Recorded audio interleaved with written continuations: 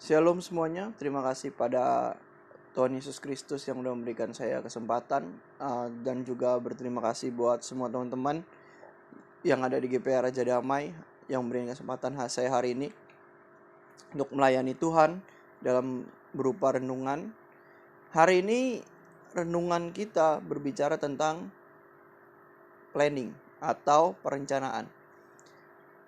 Manusia itu butuh merencanakan sesuatu untuk bisa apa? Untuk bisa mendapatkan hasil yang maksimal tentunya.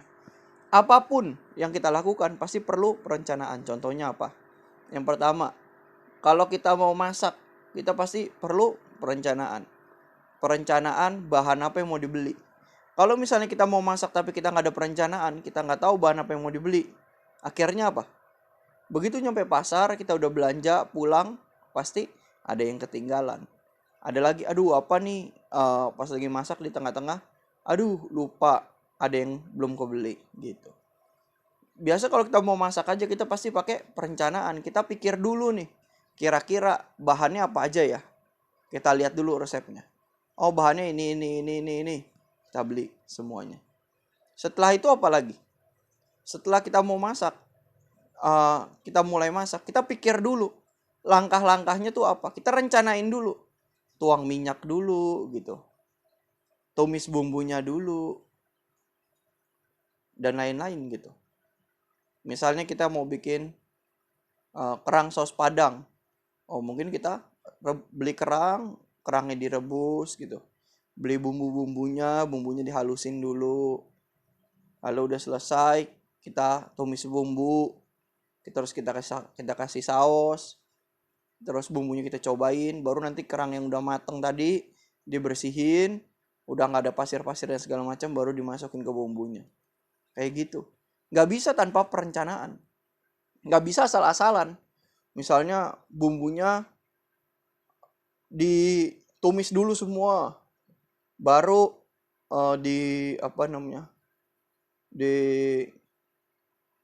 setelah ditumis baru dihalusin. Begitu udah dihalusin, masukin kerang, nanti airnya baru dikasih, baru ditirisin. Wah pasti nanti rasanya bisa kacau gitu. Nah tentunya kita sangat perlu perencanaan di dalam setiap apa yang kita lakukan. Baik tadi dalam apa? Di dalam mau masak, dalam bisnis, terus juga bahkan hal yang paling kecil, kita mau pergi jalan-jalan aja, tentunya kita ada perencanaan. Dulu saya di SMK 27 ada pelajaran tuh. Kalau kita mau pergi ke apa? Mau pergi bawa orang tur, itu perencanaannya luar biasa. Restorannya di mana kita pilih, naik apa kita pilih, busnya tuh mereknya apa dipilih, hotelnya namanya apa dipilih, terus juga makanan restorannya yang mana itu kita cari mereknya apa. Jadi nggak cuma asal mikir, oh mentang-mentang di Thailand nih kita mau makan di Thailand, nanti bawa rombongan makan tom yum gitu. Tapi sampai ke restorannya di mana gitu, harus kita pilih. Nggak bisa, oh ntar begitu nyampe sana kita cari tom yum aja asal-asalan yang apa aja, nggak bisa. Harus direncanakan dengan baik. Nah perencanaan itu sangat penting. Dan kalau kita mau berhasil, kita harus merencanakan sesuatu. Dan orang cenderung merencanakan. Dia mau ngapain, itu pasti dia rencanain. Nah, seperti kita lihat ada 5 gadis bijaksana dan 5 gadis bodoh. Ada yang tahu ceritanya? Firman Tuhan ini diambil dari Matius 25 ayat 1 sampai ke 13. Tentunya saya tidak akan bacakan karena saya rasa semuanya sudah mengerti ya tentang gadis bijaksana dan gadis bodoh ini. Karena saya rasa semuanya juga sudah hafal dengan ceritanya. Saya cuma ulas sedikit. Jadi ada 5 gadis yang membawa pelita dan 5 gadis yang bawa pelita dan bawa minyak. Satu saat ketika mereka nunggu udah sampai malam, ternyata nggak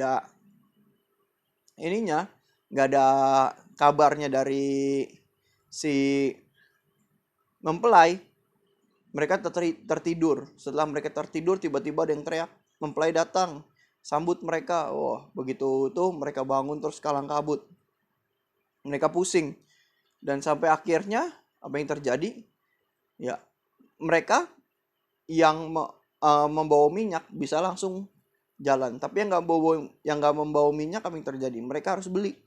Setelah mereka beli di warung, tiba-tiba apa yang terjadi? Mempelai udah masuk ke dalam ruangan. Ketika mempelai udah masuk dalam ruangan, mereka udah nggak bisa masuk lagi ke dalam situ. Lalu mereka dibilang, pergi kamu, saya nggak kenal kamu. Nah, hari ini si gadis bodoh itu melakukan hal yang sama dengan gadis yang bijaksana.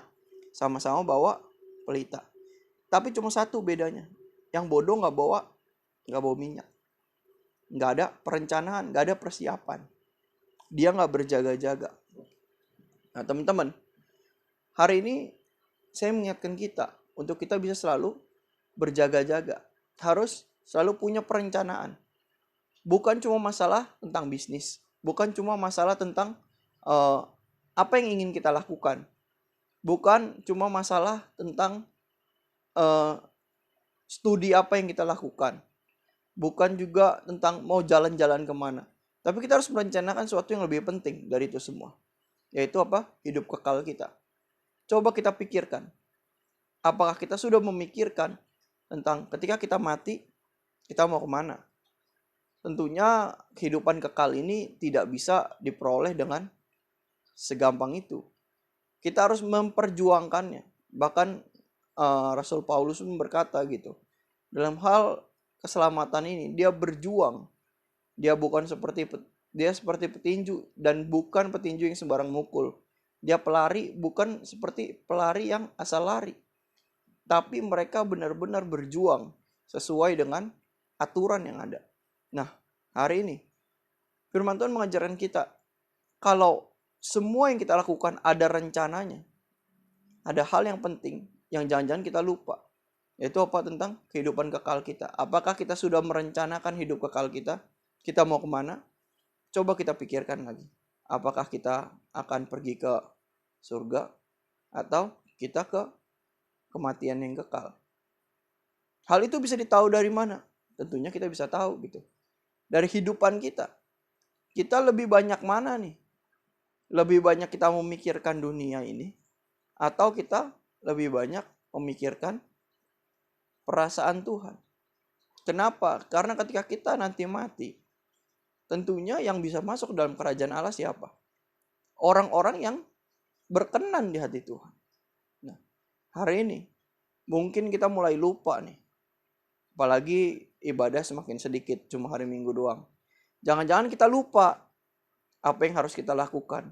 Kita selama ini cuma ngejar, sekarang lagi susah nyari duit. Jadi akhirnya bagaimanapun kerjaannya, kita kerja terus cari duit.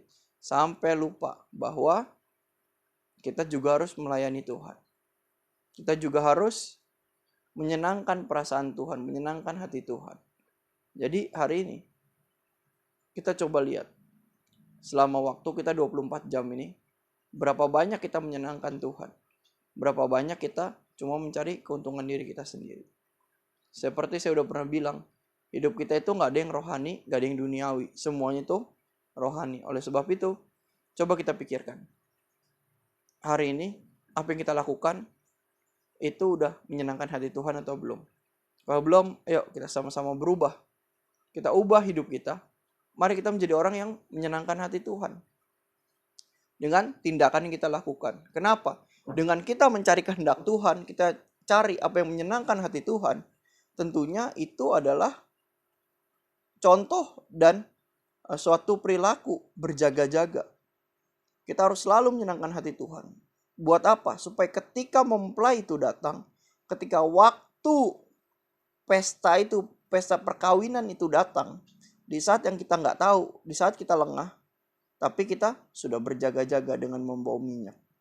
Hiduplah terus menyenangkan hati Tuhan, supaya keadaan apapun kita tetap siap ketika Tuhan datang sebagai mempelai.